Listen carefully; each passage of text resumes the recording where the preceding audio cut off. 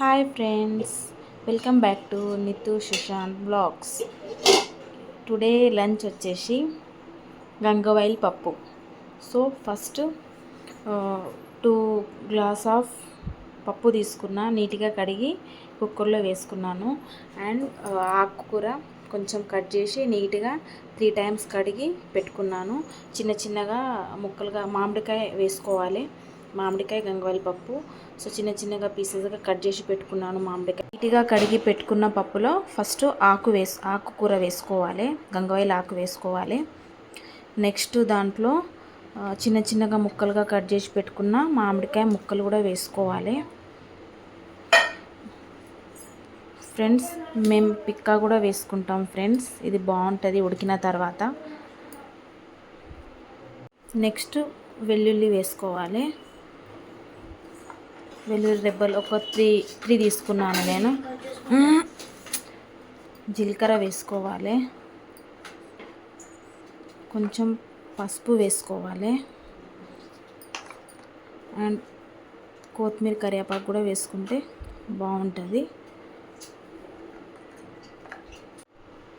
కొంచెం ఆయిల్ వేసుకోవాలి. Next gas on చేసుకొని కుక్కర్ గ్యాస్ పైన పెట్టేసి ఒక 4-5 విజిల్స్ రానియాలి.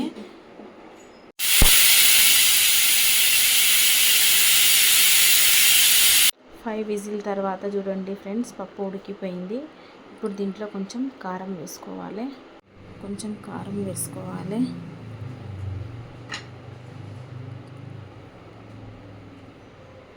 నెక్స్ట్ దీంట్లో కొంచెం సాల్ట్ వేసుకోవాలి.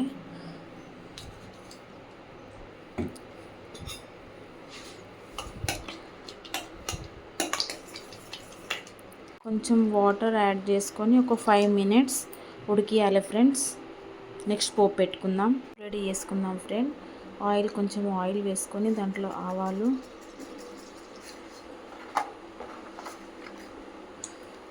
జీలకర్ర,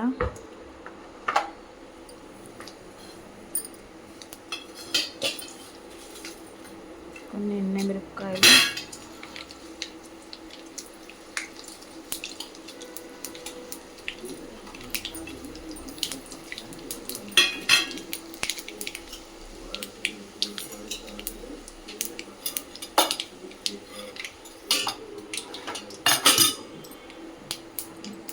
పప్పు బాయిల్ అవుతుంది ఫ్రెండ్.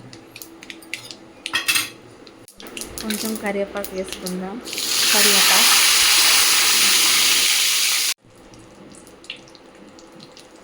కొంచెం పసుపు వేసుకుందాం. పోపు రెడీ ఫ్రెండ్స్. ఈ పోపు ఇప్పుడు పప్పులో కలిపేస్తాం.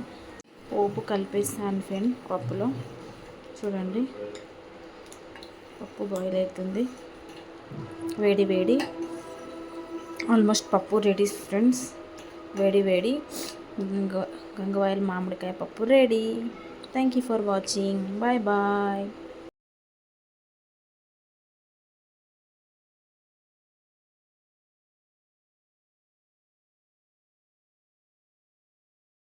కాంబినేషన్ సల్ల మిరపకాయలు.